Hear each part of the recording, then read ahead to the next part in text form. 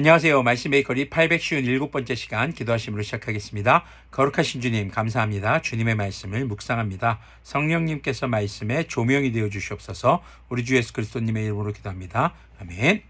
네, 오늘 보신 말씀은 잠언 9장 1절에서 18절까지의 말씀입니다. 지혜가 7 기둥을 깎아 세워서 제 집을 짓고 짐승을 잡고 포도주를 잘 빚어서 잔치상을 차린 다음에 시녀들을 보내어 성읍 높은 곳에서 외치게 하였다. 어숙한 사람은 누구나 이리로 발길을 돌려라. 지각이 모자라는 사람도 초청하여라 하라고 하였다. 와서 내가 차린 음식을 먹고 내가 잘 빚은 포도주를 마셔라. 어수룩한 길을 내버리고 생명을 얻어라. 명철의 길을 따라가거라 하였다. 자, 여기서 어수룩한 사람, 어수룩한 길, 이건 전부 다 방향 감각을 상실한 그 선과 악의 분별을 하지 못하는 상태를 말합니다. 자, 지금 여기서 지혜는요, 집을 짓고 기둥을 깎아 세우는 존재로 등장합니다. 여기서 기둥을 깎아 세운다라는 것은요, 장식용 기둥입니다. 왜 장식용 기둥을 만드는 걸까요? 솔로몬이요, 성전 건축을 마치고 나서 야긴과 보아스라는 기둥을 세웠습니다. 이 기둥의 기능은 이제 눈에 띄게 하는 거죠. 그래서 주님을 만나는 그 성전으로 들어가는 길을 안내하는 그런 이곳이 바로 주님 만나는 성전입니다라는 것을 알려주는, 그래서 눈에 띄게 아름답게 만드는 그런 기둥이었습니다. 그래서 지혜가 어수룩한 사람들, 즉 도덕적 방향 감각을 잃고 선과 악을 분별하지 못하는 사람들을 자신의 집, 그러니까 주님의 성전이겠죠, 초대해서 거기에서 떡과 포도주를 먹도록 하는 것이, 여기서 포도주는 포도주 원액 알코올을 말하는 것이 아닙니다. 물에 이렇게 포도주를 희석시킨 이 음료를 말합니다. 자, 왜요? 바로 생명을 주기 위해서입니다. 오늘날에도 교회에서 성찬식을 합니다. 예수님께서 제자들과의 마지막 식사를 하시면서 이 성찬의 의미를 밝혀주셨죠. 예수님의 몸, 예수님의 피, 즉 우리에게 생명을 주는 양식이 곧 예수님인 것입니다. 그렇다면 오늘날 우리는 어떻게 주님의 생명을 섭취하게 되는 걸까요? 주님의 말씀을 읽고 듣고 바로 행함으로써요. 고기를 먹을 때 필요한 소화제 광고에 씹고 뜯고 맛보고 즐기고 이가탄 광고였나요? 하여튼 그런 광고에 나왔던 게 있었죠. 네, 우리는 주님의 말씀을 정말 잘게 씹어 먹을 수 있어야 됩니다. 내 삶에 소화가 되어야 되고 그것이 행함으로 나타나야 하는 것이죠. 그것이 우리가 생명을 얻게 되는 비결인 것을 우리에게 강조해주고 있는 것입니다. 자, 그러면 여기서 7절 보면요, 거만한 사람은 훈계하면 수치를 당할 것이고 사악한 사람을 책망하면 비난을 받을 수 있다. 거만한 사람을 책망하지 말아라. 그가 너를 미워할까 두렵다. 지혜로운 사람은 꾸짖어라. 그가 너를 사랑할 것이다. 자, 여기 지금 거만한 사람이 등장합니다. 이 어수룩한 자와는 좀 다른 부류의 사람입니다. 거만한 자 같은 경우는 지금 구제불능으로 보고 있어요. 지금 8절의 내용이 바로 그런 내용을 담고 있거든요. 거만한 사람은요, 자신의 생각과 자신의 기호가 옳은 사람들이에요. 그것만 추구하는 사람들이에요. 그렇기 때문에 지혜가 하는 말을 받아들이지 않아요. 내 생각이 옳고 내가 좋아하는 것이 옳은 것이야 라는 생각에 빠져 있기 때문이죠. 그들은 변하지 않습니다. 그래서 변하지 않을 그들을 꾸짖지 말라고 이야기합니다.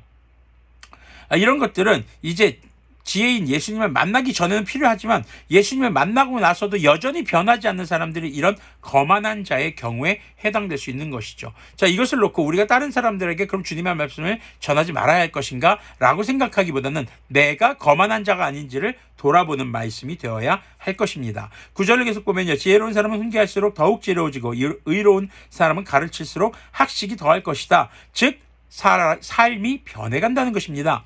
주님을 경외하는 것이 지식의 근본이요, 거룩하신 일을 아는 것이 슬기의 근본이다. 주님을 모른 채 배우는 학식과 지식은 결국 자신의 기호와 자신이 옳다고 여기는 것, 자신의 어떤 내가 하는 것만 추구하는 것, 내가 좋아하는 것만 추구하는 삶의 결과로밖에 이어지지 않기 때문이죠.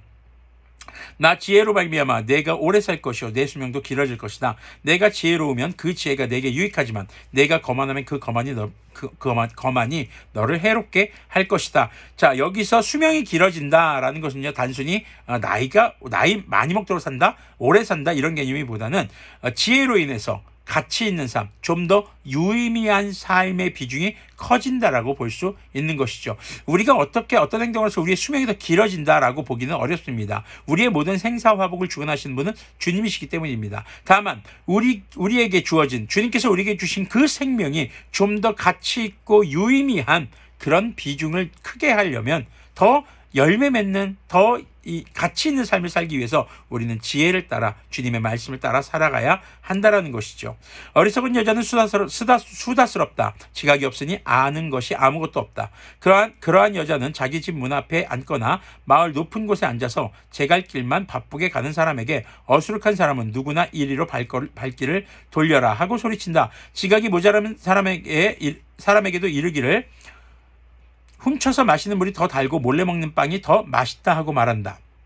그런데도 어리석은 사람은 죽음의 그늘이 바로 그곳에 드리워져 있다는 것을 모른다. 그 여자를 찾아온 사람마다 이미 스올의 깊은 곳에 가 있다는 것을 그 어리석은 사람은 알지 못한다. 자, 여기서 보면 이제 어리석은 여자가 등장합니다. 그런데 어리석은 여자는요, 사람들을 불러다가 지금 주님의 집에서 먹는 떡과 포도주 대신에 도둑질한 물, 훔친 물, 그리고 훔친 빵을 공급하고 있습니다. 그것이 입에 맛있게 느껴질지도 모르겠습니다. 그런데 그것을 먹는 자마다 어떻게 된다고 얘기합니까? 죽게 된다는 것입니다. 생명에서 멀어진다는 것이죠. 지금 현 시대에도 주님께서 주신 포도주와 떡, 바로 주님의 말씀과 예배 대신 어리석은 여자가 건네는 훔쳐 마시는 물과 몰래 먹는 빵을 달고 맛있게 먹는 사람들이 있지는 않은지, 혹 우리가 그러지는 않은지 이 말씀을 통해서 돌아보아야 할 것입니다. 이 세상이 주는 달고 맛있는 그런 사상, 문화, 이런 것들은요, 전부 다 훔친 것이라는 겁니다. 주님의 것을 훔쳐다가 바로 죄로 변질시켜버린 것이라는 거죠. 심지어는 교회에서조차도 주님을 전할 때에 있어서 어떻게 하고 있습니까? 사람들의 귀에 듣기 좋은 말, 우리가 교회를 다니면서 내 귀에 듣기 좋은 말만 듣기를 원한다면 어쩌면 어리석은 여자에게 빠져서 지금 훔친 물과 훔친 빵을 더 맛있게 생각하는 사람은 아닌지도 돌아볼 필요가 있는 것이죠. 자, 그래서 이 야고보서 4장 4절은 가늠하는 사람들이여 세상의 버탐과 세상과 버탐이 하나님과 등지는 이름을 알지 못합니까? 라고 이야기를 하고 있습니다. 우리가 세상 속에서 살아가지만 그 세상에 빠져들거나 그 세상에 미혹되어서는 안 될 것입니다. 우리가 살아가는 삶의 원동력은 주님께서 주시는 양식이어야 합니다. 이 땅에서 풍요로움을 추구하는 것이 우리의 신앙생활이 아니라 이 땅에서 주님께서 주시는 일용할 양식을 누리며 영원한 풍요로움인 주님의 나라, 그것을 위해서 주님의 말씀, 그리고 주님께서 주시는 선한 것들로 우리의 삶을 채워가야 하는 것이죠. 모든 사람들이 그런 얘기를 합니다. 먹고 사는 문제, 목구멍이 포도청이다, 이런 얘기도 합니다. 자, 먹고 사는 문제가 중요한 문제입니다. 그러나 우리가 무엇을 먹는지, 어떻게 살아가는지, 어느 방향의 삶을 살아가는지 우리는 점검해 보아야 할 것입니다. 주님을 예배하며 주님께서 주시는 일용할 양식과 더불어 영원한 하나님의 나라를 향한 그 삶의 방향이 곧 지혜가 우리 주 예수님께서 우리에게 제시하시고 알려주시고 이끄시는 삶의 방향인 것을 기억하시며 우리가 무엇을 먹고 무엇을 마셔야 하는가, 이 말씀을 통해서 다시 한번 고민하고 돌아보기를 소망합니다. 단순히 우리가 먹는 맛있는 음식의 문제가 아닙니다. 우리의 영적인 양식에 관한 문제입니다. 기도하겠습니다. 거룩하신 주님, 감사합니다. 우리의 삶이 주님께서 주시는 진정한 영의 양식인 말씀과 주님께서 주신 육의 양식인 일용할 양식에 감사하며 주님께서 우리에게 베푸신 삶과 우리를 인도하신 삶을 따라 주님께서 오실 때 이루실 영원한 하나님의 나라를 소망하며 살아가는 그런 영원한 생명의 소유자이신 주님을 따라 살아가는 그리스도인들이 되도록 긍휼을 베풀어 주시옵소서. 우리 주 예수 그리스도님의 이름으로 기도합니다. 아멘. 네, 하루 24시간이라는 시간은 정해져 있습니다. 여러분들의 삶 역시 유한합니다. 여러분들의 삶이 좀 더 가치 있는 열매로 유의미한 삶의 비중이 더 늘어나는 비결은 지혜이신 우리 주 예수님과 동행하는 것임을 잊지 않는 그런 오늘 하루가 되기를 소망합니다.